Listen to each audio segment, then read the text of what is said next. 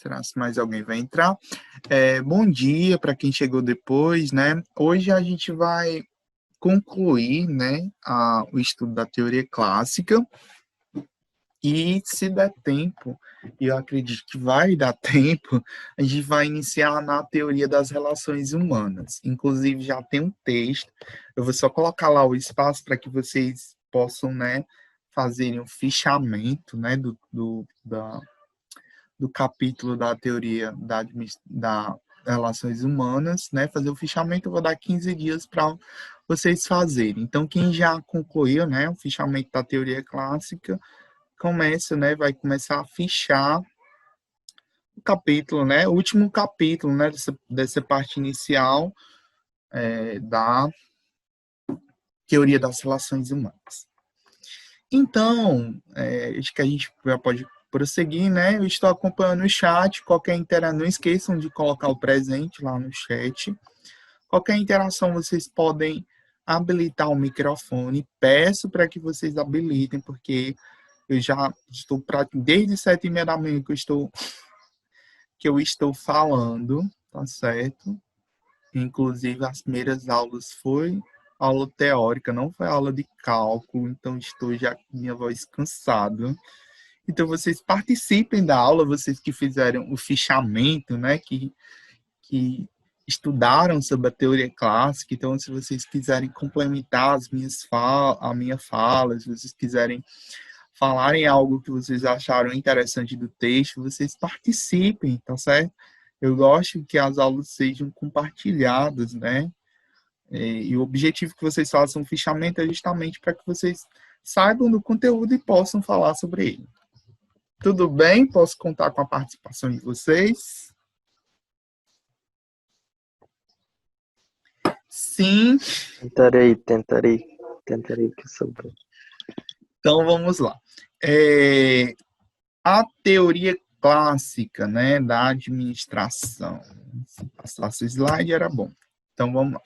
Então, a administração, só retomando, né, eu já comecei a explicar isso na semana passada, né, mas só relembrando que vocês já esqueceram, né, pode ser que vocês já tenham esquecido.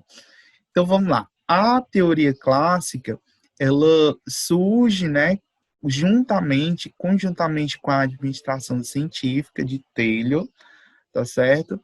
Só que enquanto que Taylor, ele focava na questão apenas das tarefas, focava apenas na questão da produtividade, apenas em um nível operacional, Fayol, que é um dos principais teóricos, a gente vai ter outros teóricos na teoria clássica, como Uric, né? Tem uns nomes bem estranhos, né? Eu não vou lembrar de cabeça, porque eles são tão esquecidos que ele não tem nem nesse slide. Eu nem coloquei, porque eles contribuíram, mas eles praticamente, né, não são lembrados, né? Praticamente o principal autor da teoria clássica é o Fayol, né?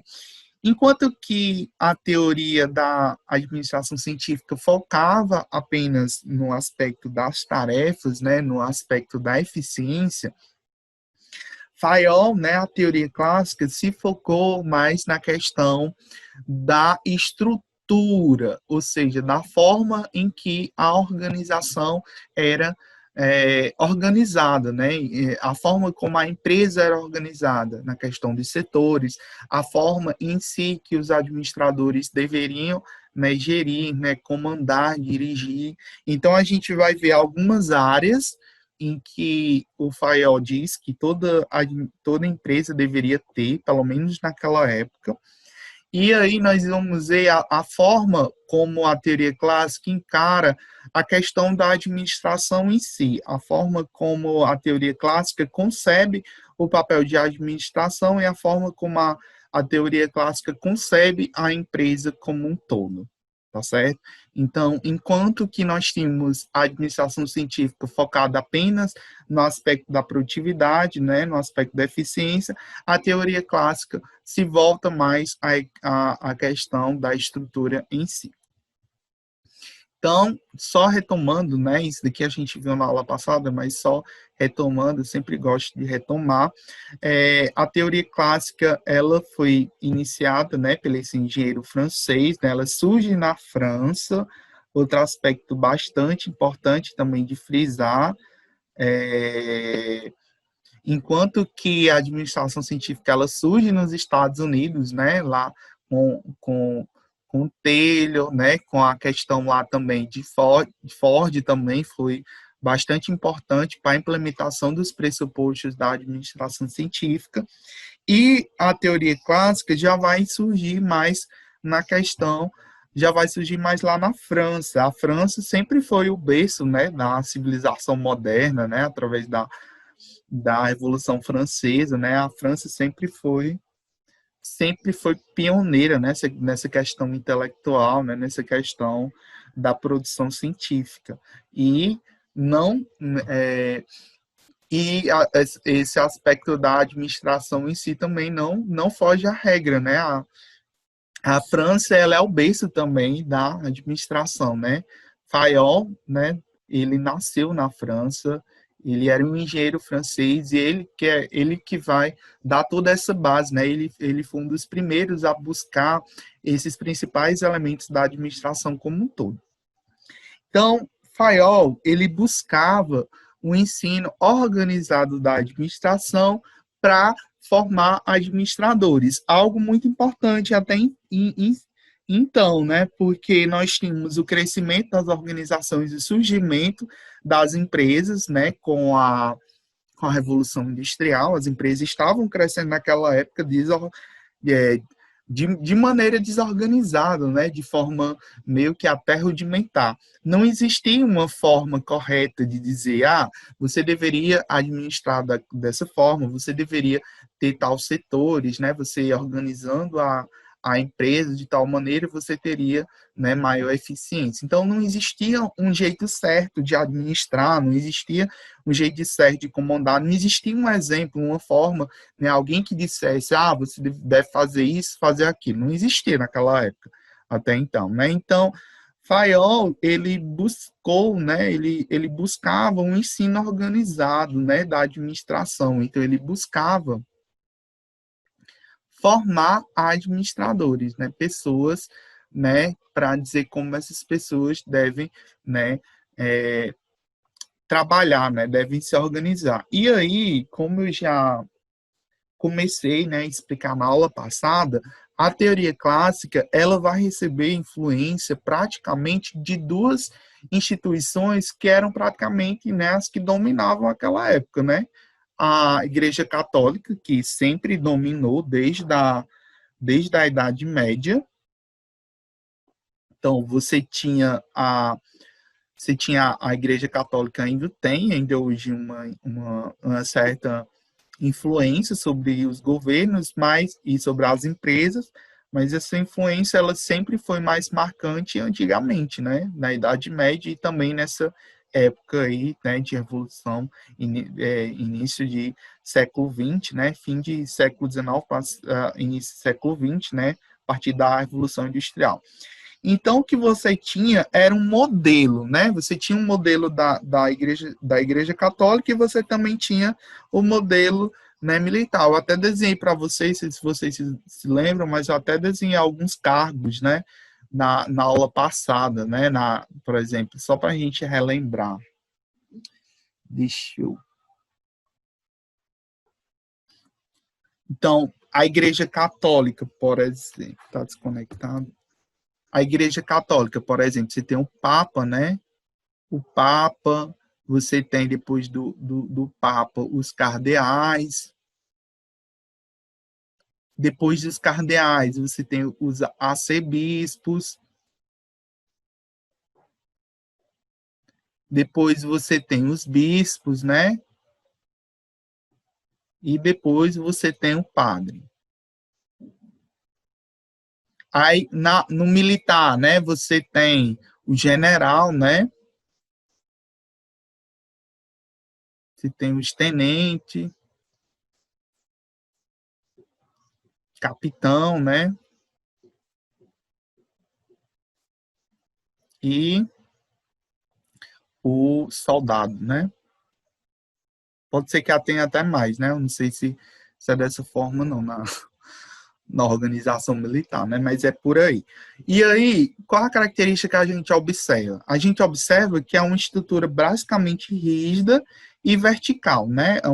É uma estrutura basicamente vertical em que a gente observa de cima para baixo. Ou seja, as ordens vêm lá de cima até, né, a pessoa lá embaixo. Então, o modelo de organização que você tinha até então eram organizações que eram focadas em uma pessoa, né, em um dirigente principal lá no topo, e todas as pessoas que ficavam em um nível hierárquico abaixo é, apenas recebiam informações dessas pessoas, né, e iriam ser comandadas, assim como o modelo da Igreja Católica e assim também o modelo lá dos militares. Então, o que você tinha era né, organizações extremamente rígidas, né, e hierarquizadas.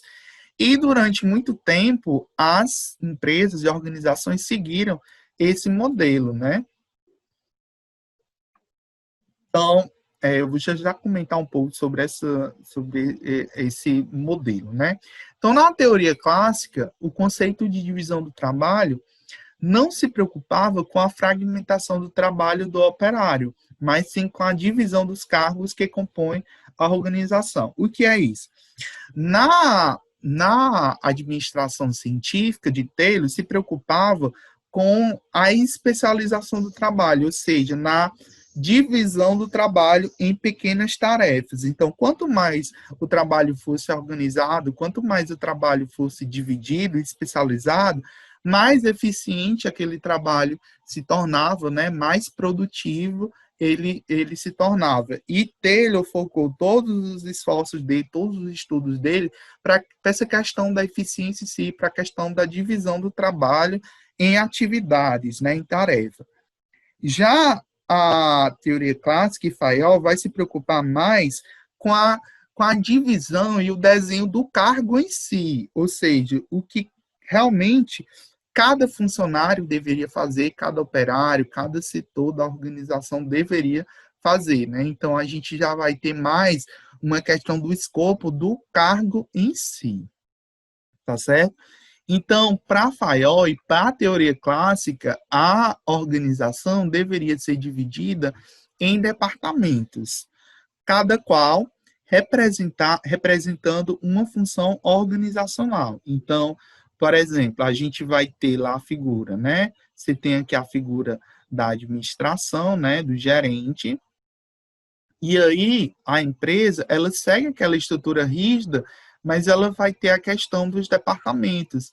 Você tem lá o departamento financeiro, você tem o departamento contábil, você vai ter o departamento de produção, né? Você tem o departamento de marketing. Então, a empresa meio que vai dividir, né, as funções em departamentos. E aí, né, o financeiro vai ter também seus funcionários, vai ter lá o caixa, né, vai ter o caixa, vai ter, né, outros funcionários, né? Então, vejo que é uma estrutura meio que também hierarquizada, né? Seguindo, né, aquela orientação, seguindo, não é orientação, mas seguindo aquele modelo, né, tanto da Igreja Católica como, né, a inspiração, né, do modelo hierarquizado da Igreja Católica e da organização militar. Mas para a teoria clássica, né, e quando a gente fala de Fayol, esse modelo de organização, ele tinha apenas 6 funções básicas e, né, aí vamos ter aqui, né, as funções básicas e os departamentos. Então aí você tem a empresa, né? A empresa estaria basicamente dividida nessas 6 funções. As funções administrativas, as funções técnicas, as funções comerciais, as funções financeiras, as funções contábeis e as funções de segurança. Vamos entender cada uma delas. Então, vamos lá. As funções administrativas, elas iam se dividir praticamente nessas 5 funções, que é prever, organizar, comandar, coordenar e controlar. Então, o que seria prever? Prever, quem lê o texto, né, que lembra, quem poderia explicar, né, para não ser só eu falando, né, já estou cansado, minha gente, vocês me ajudam. Quem poderia explicar essas funções aqui? O que significaria prever, organizar, comandar, coordenar e controlar? O que significa essas funções? Quem poderia explicar?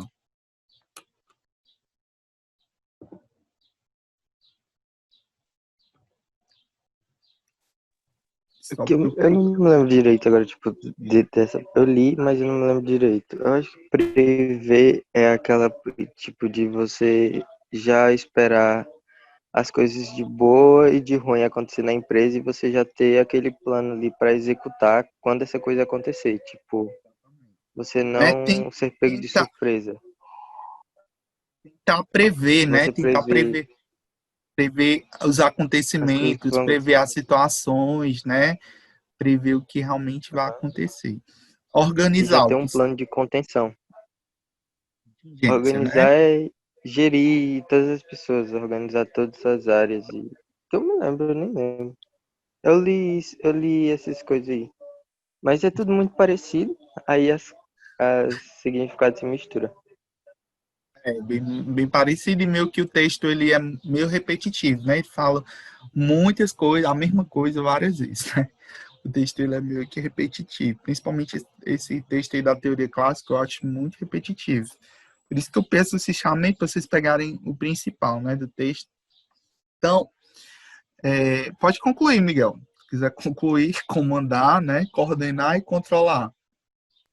Ah, eu já me esqueci que se mistura as coisas. Ah, que eu lembro, tenho que é gerir as pessoas, né? Organizar todas as áreas do departamento, comandar, né? Dar as ordens, coordenar, aí já é a mesma coisa que organizar, eu acho, sei lá. Eu não lembro direito, não. É tudo mistura. Vamos lá, vamos tentar, né? Vamos tentar destrinchar, né? Vamos tentar entender o que Fael entendia por cada uma dessas ações. Prever significa, né? Como o Miguel falou, tentar, né? Como é que eu posso dizer? Se antecipar, né? Prever é meio que você tentar se antecipar uma determinada situação, um determinado evento, né? Uma determinada situação. Então, inclusive, quando a gente fala em prever, é uma das principais teorias, né, e novas, né, nós temos que a gente vai estudar posteriormente, que é a teoria da contingência, né, Peter Drucker, um dos pais modernos da administração, ele vai falar que administrar e gerir contingências. E o que são contingências? Contingências são situações inesperadas, são situações em que não se espera.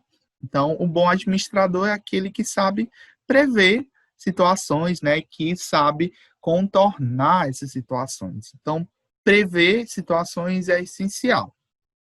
Saber organizar é saber como direcionar, como alocar os recursos, né?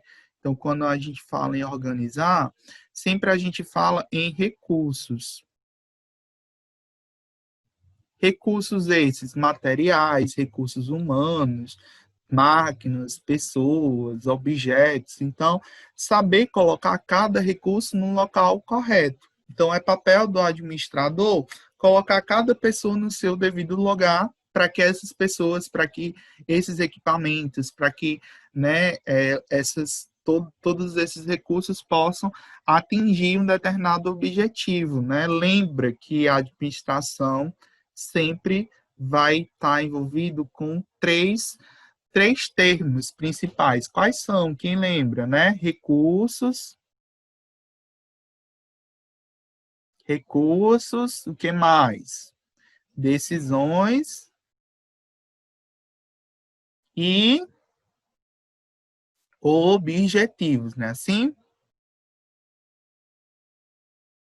então, tudo que o administrador vai fazer vai para, né, para tentar atingir essas três palavras-chave.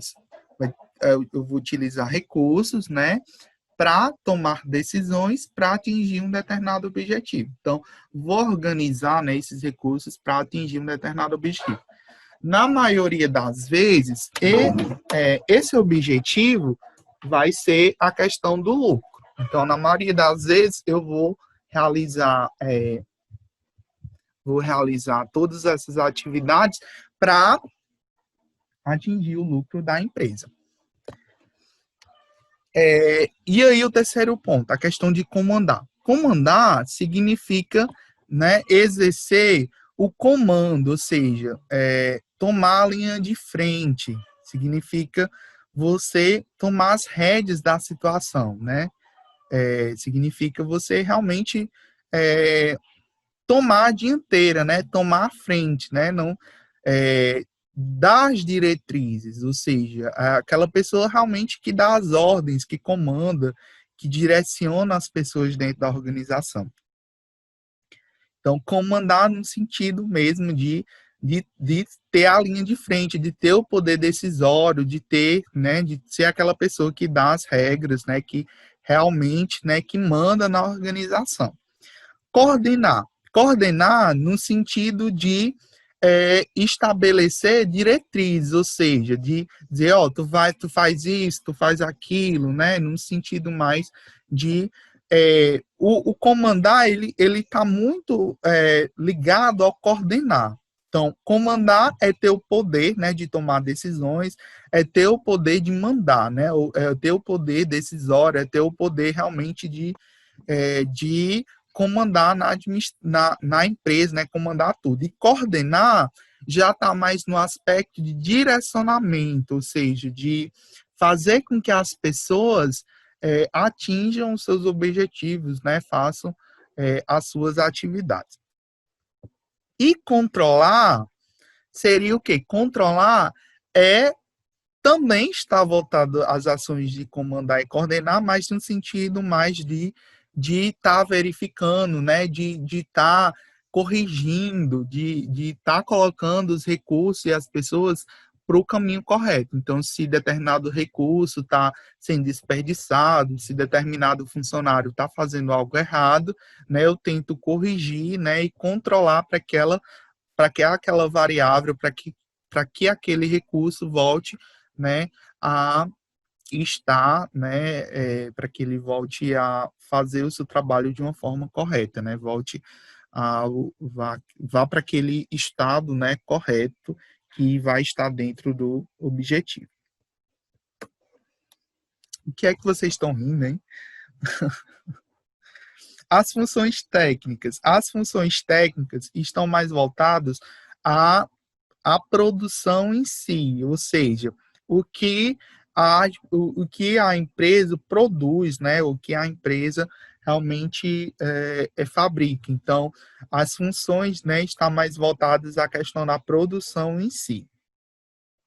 As funções comerciais voltam-se mais à questão da empresa, numa questão das vendas, a questão do marketing, então vai se preocupar com toda a questão do escopo do produto, né, como a empresa, né, se volta na questão do mercado, a questão do preço, né, as características do produto em si.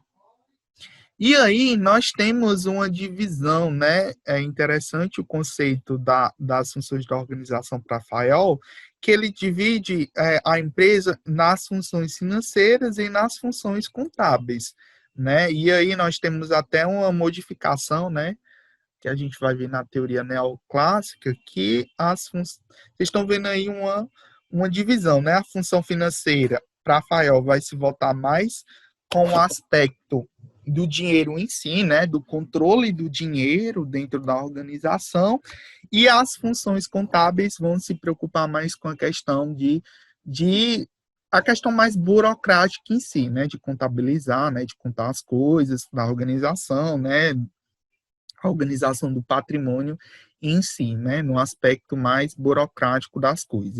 E as funções financeiras é mais no aspecto mais do dia a dia, né, mais no fluxo mesmo de entradas e saídas. E nós temos também as funções de segurança, né, um aspecto também interessante, que essas funções de segurança vão se portar mais no sentido da produção em si, né?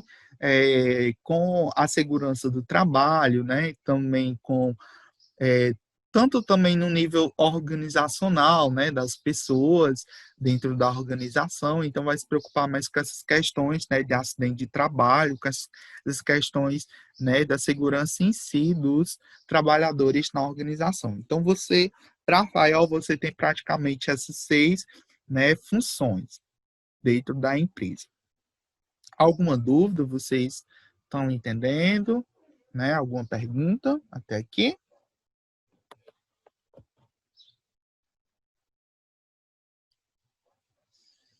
Algo a acrescentar? Alguma curiosidade? Não, né? Ei, Pedro, em relação a toda essa teoria, foram várias pessoas que contribuíram para que ela se formasse, não foi? Exatamente. Nós Aí, temos. aí a gente vai estudar todos eles, a visão de cada um deles. Não. Isso, para a gente, só interessa Fayol porque ele é o principal, mas outros teóricos vão contribuir também. Até o texto do Carlos Renato, ele traz, acho que são 2 ou 3 teóricos que também vão contribuir para essa parte. Mas o que nos interessa é Fayol, porque ele é o principal, tá certo? Ele é o que é mencionado, né, durante os principais, né, teóricos teóricos mesmo. Só vão praticamente falar de Fayol, quando se fala de teoria clássica. Ele é praticamente pai, né, da organização formal. Ok? Então, para Fayol, os princípios da administração a administração se divide praticamente em 14 princípios. E aí é interessante que né, ele vai dizer que todos os administradores, né, todas as empresas vão praticamente se preocupar com esses 14 princípios, tá certo? O princípio, né, o princípio que é voltado à questão lá da administração científica, que é a questão da divisão do trabalho, né? Você especializar o trabalho, ou seja, segmentar o trabalho em atividades de forma que cada funcionário, né, faça uma determinada atividade. Então, você segmentar o trabalho, né, dividir o trabalho. O segundo princípio, né, tem a ver com a questão da autoridade, né, de linha e responsabilidade. E aí você vai até a questão, né, de Lean Staff. Ele dá até esse conceito lá no texto. Vocês sabem qual a diferença, o que é Lean, o que é Staff? Já ouviram falar o que é Lean Staff?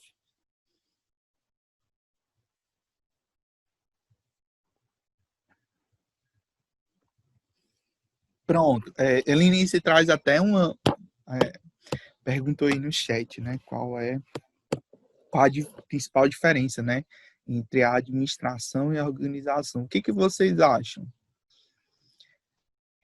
Respondendo primeiro essa pergunta da Helenice, que a Helenice colocou lá no chat. Qual a principal diferença entre a administração e a organização? Quem saberia responder? Eu acho que a administração engloba mais coisas e a organização faz parte da administração. Só que a administração vai além de só organizar.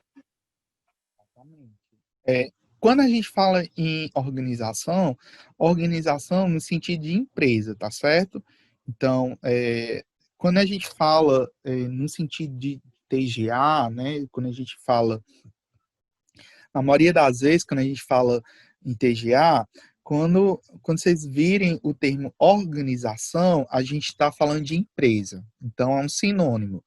Tanto faz a gente dizer empresa como organização. É um sinônimo para empresa, tá certo? Então, organização é a empresa, tá certo? Instituição, organização, empresa, tudo é o mesmo sinônimo.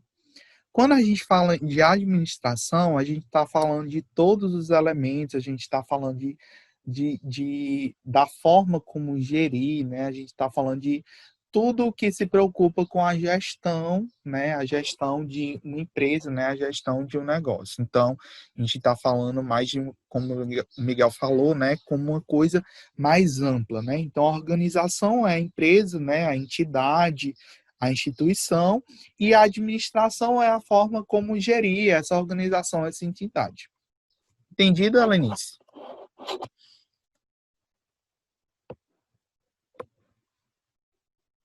Sim, pronto. E aí, voltando à pergunta, né, que eu soltei, sobre o segundo princípio, né, que é a autoridade em linha e responsabilidade. Fayol, ele é um dos primeiros a dividir o conceito de linha e de staff, né? Ele tá até o conceito de staff está nesse capítulo. Quem lembra, né? Quem poderia me dizer o que é linha e o que é staff?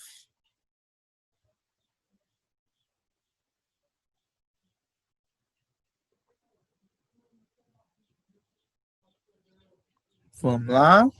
Quem leu o texto, quem lembra? Se não leram o texto, não fizeram o fichamento. Eu li, mas minha memória é ruim demais. Eu li, mas eu li só uma vez também, que foi a vez para fazer o fichamento. Aí eu não lembro de tudo, não. Linha é aquela pessoa que manda, aquela pessoa que tem realmente o comando, é aquela pessoa que toma as decisões dentro da empresa.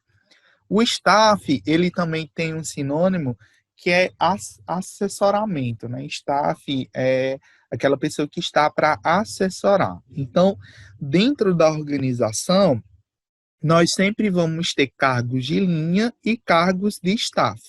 O cargo de linha é aquela pessoa que vai ter autoridade, que vai ter responsabilidade. E nós temos os cargos, né, de staff, que são aquelas pessoas que não têm responsabilidade, que não têm autoridade, mas que vão auxiliar a linha, né, que vai auxiliar os cargos de linha para que essas pessoas consigam, né, a fazer o trabalho. Nós, por exemplo, nós financeiros, nós somos staff, né? O financeiro é um órgão de staff, ele não toma decisões, ele não tem poder sobre nada, nós apenas assessoramos o administrador, né? A linha. Então, nós fornecemos informações, nós, né, meio que direcionamos, né, damos todo o subsídio para que a linha tome a decisão.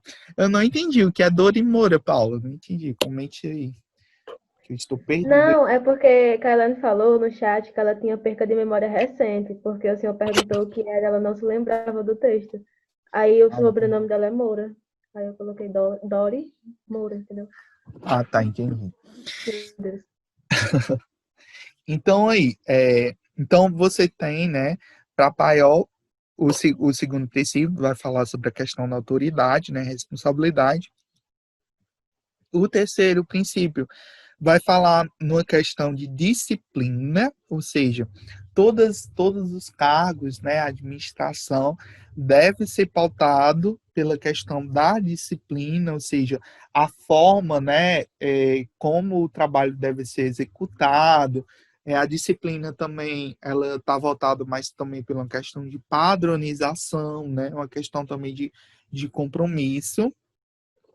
Então, essa questão da disciplina também é muito importante. Nós temos uma questão também da unidade de comando.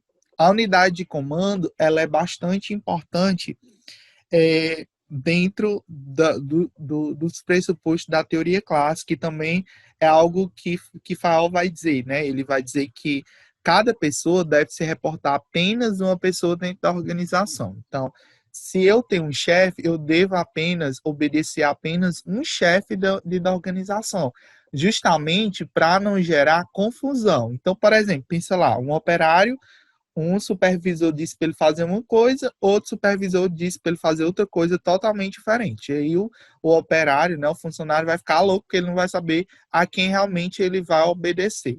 Então, Fayol diz que o administrador, né, a administração, deve ter cada pessoa deve ter apenas uma unidade de comando, ou seja, deve se reportar apenas uma pessoa dentro da administração, justamente para não ter essa ambiguidade, essa questão da dor. E aí, essa unidade de comando também, né, vai se interligar com a unidade de direção, ou seja, apenas uma pessoa deve direcionar, né, deve comandar. O item 6 vai dizer sobre a questão da subordinação dos interesses individuais aos gerais. Ou seja, todas as pessoas da organização, as pessoas individuais devem serem subordinadas, devem atender, ou seja, obedecer, estar direcionados aos objetivos gerais da empresa. Desculpe. Então, todas as pessoas devem atender os objetivos gerais da organização. O item 7, que é a questão da remuneração do pessoal. E aí, esse item 7, ele volta muito da questão lá da teoria, né, da administração científica, que nós ainda estamos naquela teoria lá do homem econômico, né, em que, lembra lá o que diz lá a teoria do homem econômico, o que diz? Lembra lá? E pode me dizer aí, o que diz a teoria lá do homem econômico? É aquela que dizia que o A homem pessoa trabalhava só por causa do dinheiro, não tinha amor pelo trabalho, não. exatamente, tipo, só motivado pelo dinheiro. Exatamente, né? As pessoas no caso, para a visão do homem econômico, as pessoas são apenas exclusivamente motivadas por aspectos materiais, econômicos, financeiros. Então, aqui é princípio de Fayol, é princípio da administração remunerar as pessoas num aspecto, né, material. Quando se fala aqui de teoria clássica, essa remuneração do pessoal está voltado mais em um aspecto material. E aí, o aspecto 8, nós temos a questão da centralização. Centralização quer dizer que tudo está focado em apenas uma pessoa central, né?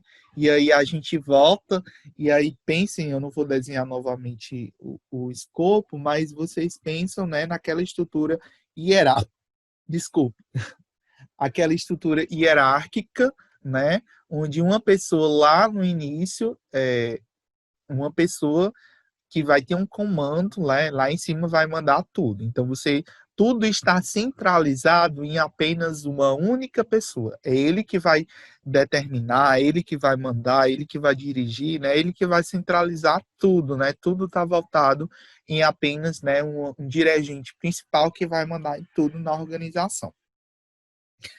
O item 9, né, vai voltar dessa cadeia escalar, e aí essa cadeia escalar está voltado mais essa questão lá dos departamentos, né?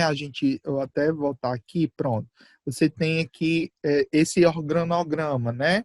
Então, que a empresa está dividida em funções, né? Em departamentos. Então, essa cadeia escalar é como se fosse mesmo uma escadinha, né? Onde você tem cada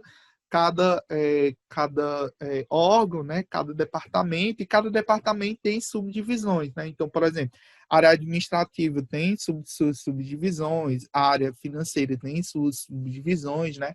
E cada área tem funcionários, né? E tem cargos. Então, essa cadeia escalar, ela está mais voltada da questão do organograma em si da empresa, né? Dos cargos que cada área vai compor. Tudo bem? Até aqui alguma dúvida? Tudo bem, tudo bem. Tudo bem, né? Eu estou perguntando. Então, vamos lá. Então, a cadeia escalar, ela vai se voltar mais uma questão do organograma em si da empresa. Então, a divisão das funções, né? A divisão dos cargos em si. O ponto 10 vai se voltar à questão da ordem, né? A ordem, a padronização, né? A forma como as coisas estão colocadas, a questão dos procedimentos, né? Toda organização tem regras e procedimentos que devem ser obedecidos. E também a questão da cultura em si, da organização. Então, toda a questão de horários, ou seja, tem que entrar em tal horário, tem que fazer isso, aquilo, não pode fazer isso, não pode fazer aquilo. Então, toda organização tem a questão dos seus procedimentos, né, da sua ordem. A questão da equidade.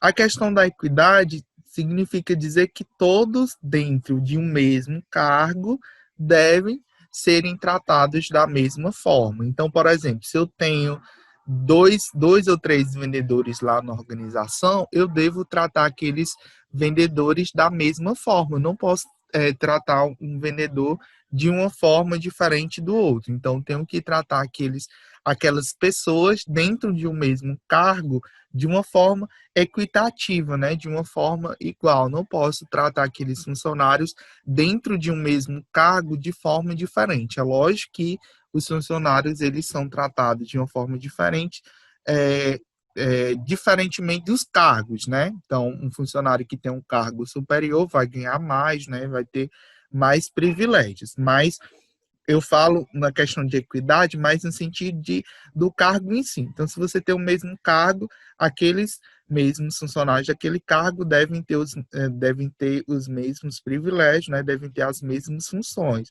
Eles não pode ser sobrecarregado em detrimento de outro, e nenhum pode ter mais privilégio do que outro, ou ganhar mais do que outro, né? Ter qualquer tipo, né, de vantagem em detrimento de outro. Então, essa questão, né, da equidade.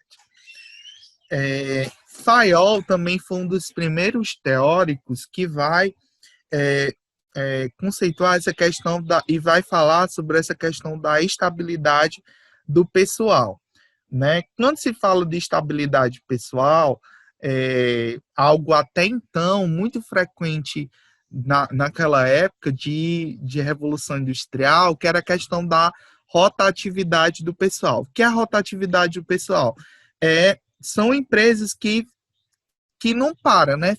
Pessoas em um determinado cargo. Então, você tem uma troca constante de funcionários, né? Você tem uma mudança muito grande de funcionários naquela função. E isso é uma perca muito grande para qualquer organização, essa questão da rotatividade, você ter, né, mudança. Por quê?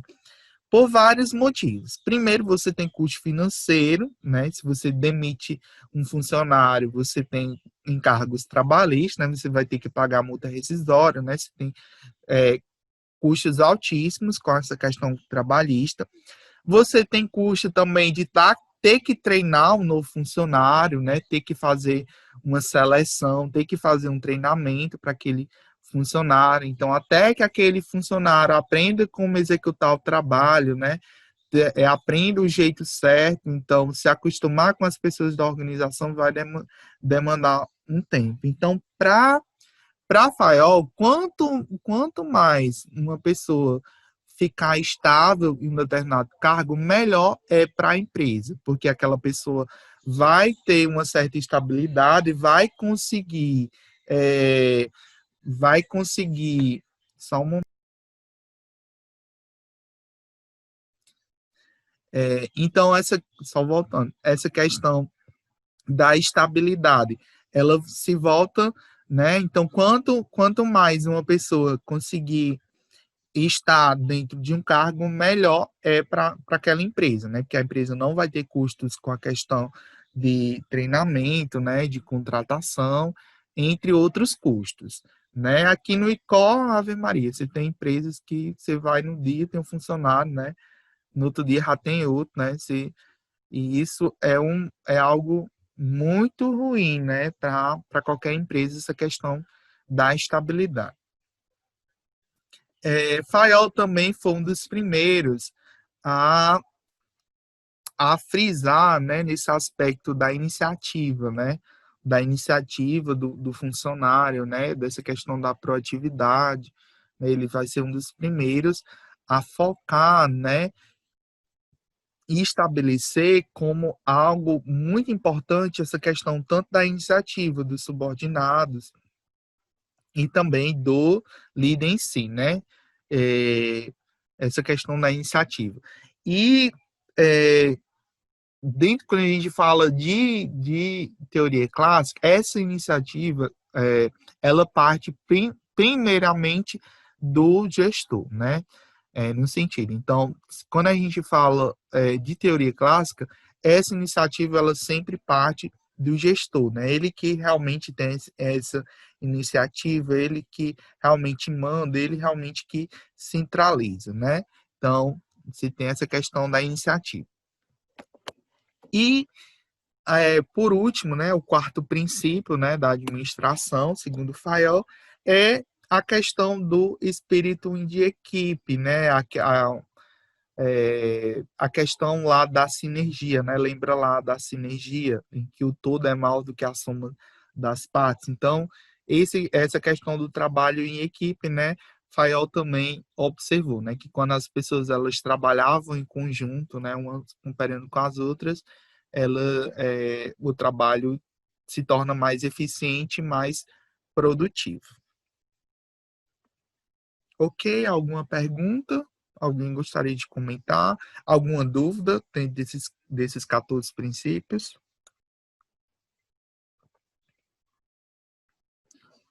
Então, vamos lá. Para Fayol, a estrutura da organização deveria ser linear, isto é, com supervisão linear. Esta estrutura prevê um organograma de forma piramidal, ou seja, aquela estrutura hierarquizada, né, vertical, onde cada pessoa, né, tem unidade de comando, de direção e é centralizado em uma autoridade. Então, lembra lá aquela estrutura, né, que eu coloquei lá no início, vertical, lembra lá da estrutura da Igreja Católica, onde você tem o Papa, né? Depois você tem o cardeal, né? Então, para Fayol, a estrutura da empresa deveria também ter um organograma parecido, onde você tem um gerente, né, um chefe, você tem os setores, né, por exemplo, o setor financeiro. Aí dentro do setor financeiro você tem um caixa, você tem, né, você tem um diretor financeiro.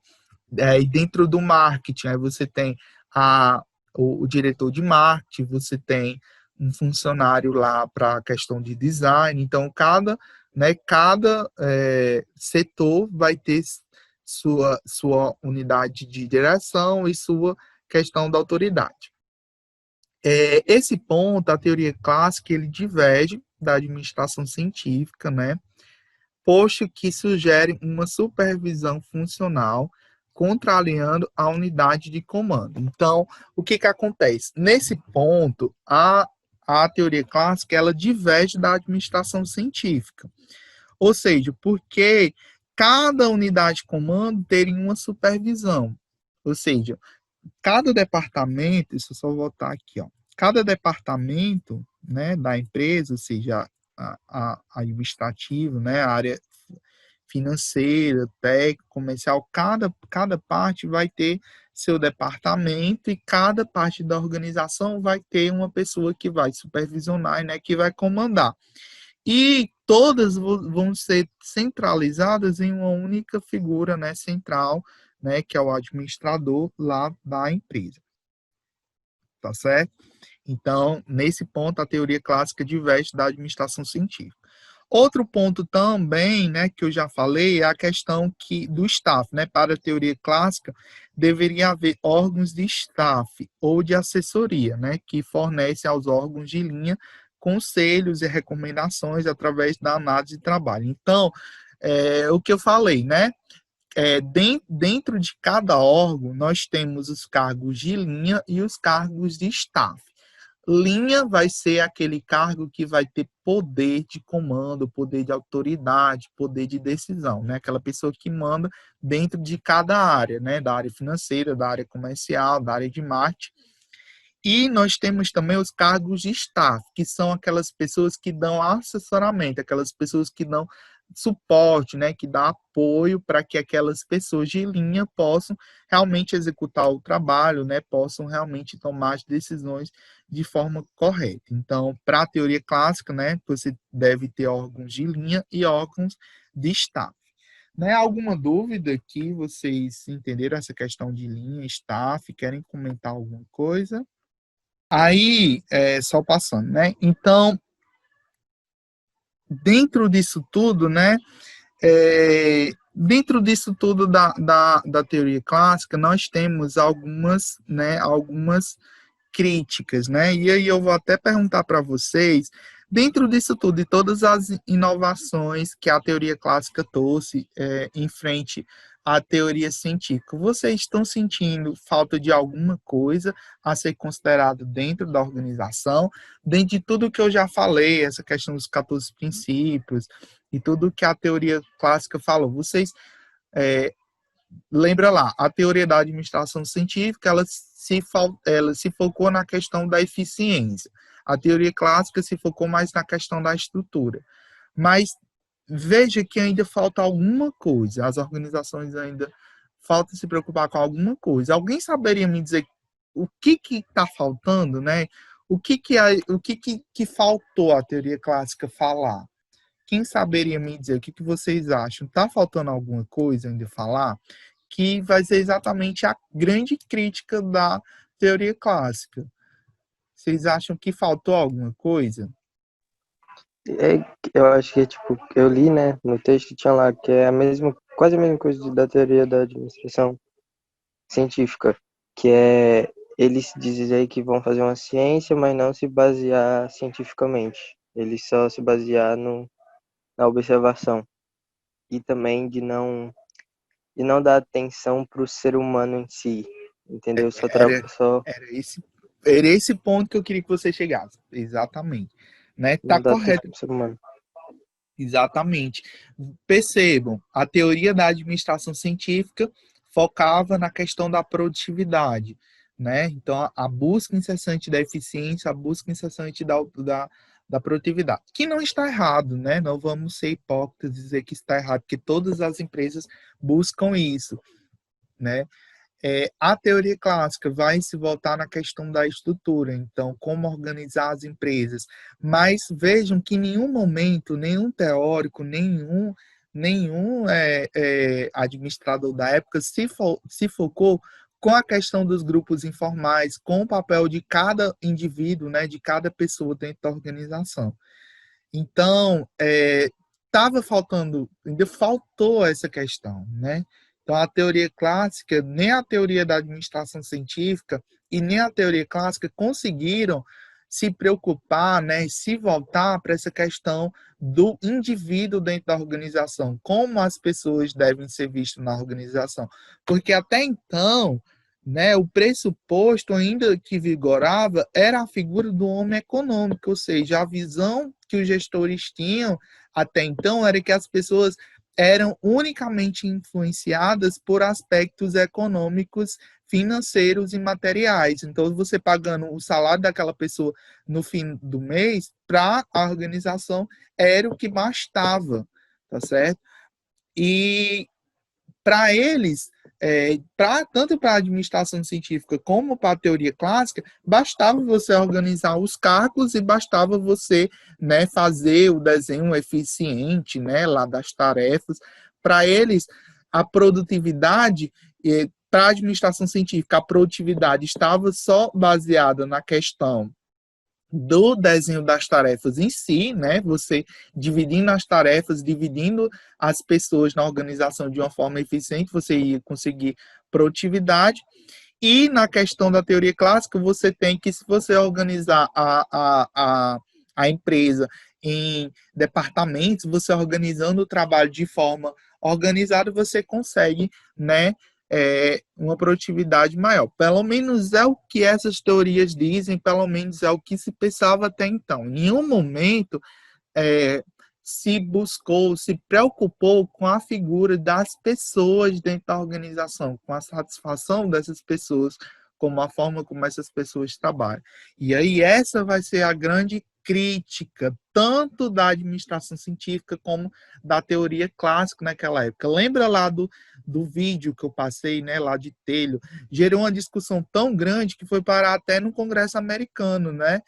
os operários foram falar que a administração científica era só um meio de o empresário ganhar mais dinheiro através da exploração do trabalhador, fazer com que o trabalhador trabalhasse mais, né, mais depressa, para gerar mais lucros para o trabalhador, de uma forma também que ele estava ganhando um pouco mais, mas frente ao que a empresa ganhava era uma diferença exorbitante, né? Então, essa foi uma das grandes críticas, né? Então, as críticas, né, à teoria clássica.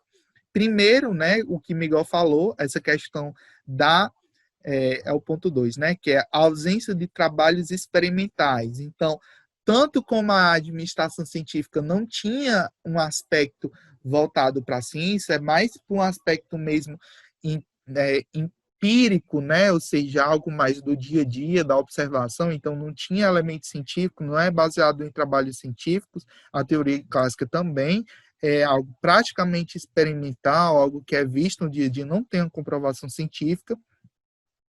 Mas a principal crítica está voltada na questão desse primeiro ponto, né? A abordagem simplificada da organização, ou seja, que não considera a questão de elementos psicológicos e sociais na dinâmica dos grupos e na divisão dos cargos e tarefas, não se considerou essa questão da interação das pessoas e o grupo, não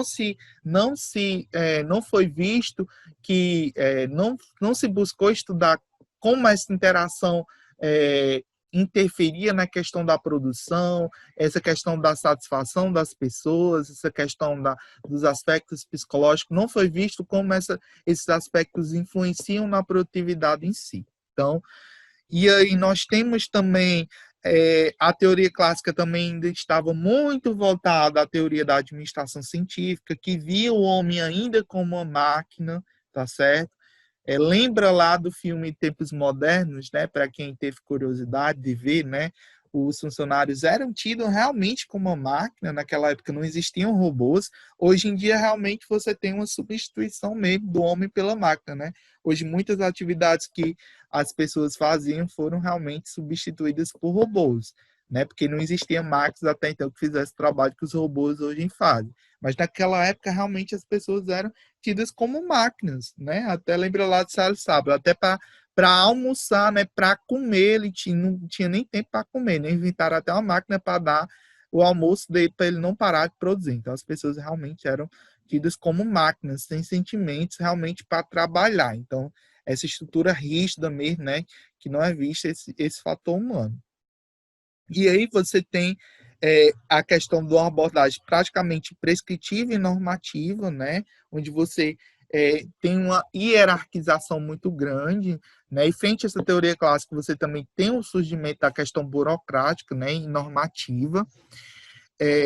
E mais na aplicação geral, né? Não considera também influências externas à organização, então fatores, questões internas da economia, da cultura, então não são considerados em um ambiente organizacional. Então, todas essas são as principais críticas, né, à teoria clássica.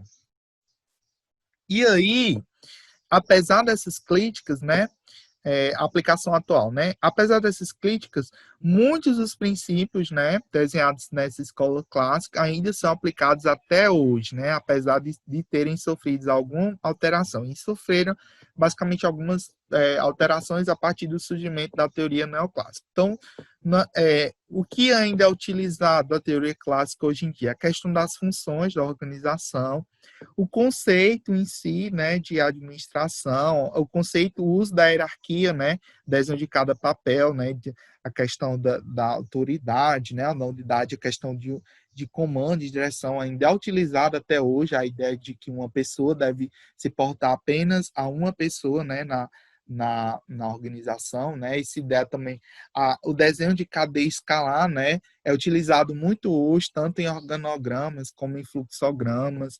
Essa questão da disciplina também é muito voltada, né? Então, ainda é muito voltado nessa questão. É muito utilizado até hoje. E aí, na próxima aula, a gente vai ver, né, a questão da teoria das relações humanas, né, e as decorrências da teoria das relações humanas. Eu vou abrir o,